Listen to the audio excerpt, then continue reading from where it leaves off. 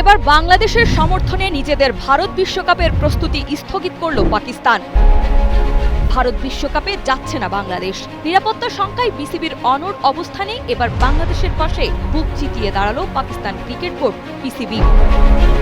বাংলাদেশের প্রতি পূর্ণ সমর্থন জানিয়ে নিজেদের বিশ্বকাপ প্রস্তুতিও স্থগিত করেছে দেশটি।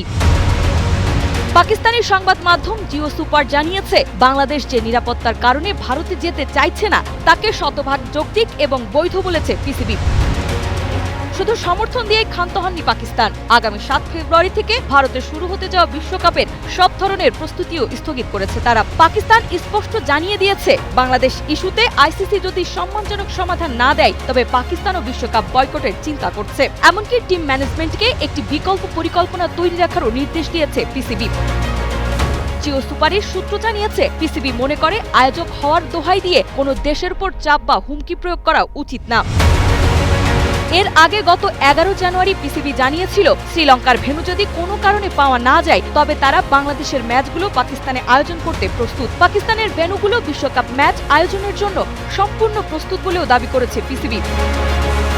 বাংলাদেশ ক্রিকেট বোর্ড শুরু থেকে চেয়েছিল ক্রিকেটারদের নিরাপত্তার কথা ভেবে ভেন্যু পরিবর্তন করতে। বাংলাদেশের ম্যাচগুলো ভারতের কলকাতা ও মুম্বাই থেকে সরিয়ে শ্রীলঙ্কায় নেওয়ার প্রস্তাব দেওয়া হয়েছিল। এমনকি আয়ারল্যান্ডের সাথে গ্রুপ পরিবর্তনের জন্য শেষ মুহূর্ত পর্যন্ত লড়াই চালিয়ে যাচ্ছে বিসিবি সভাপতি আমিনুল ইসলাম বুলবুল।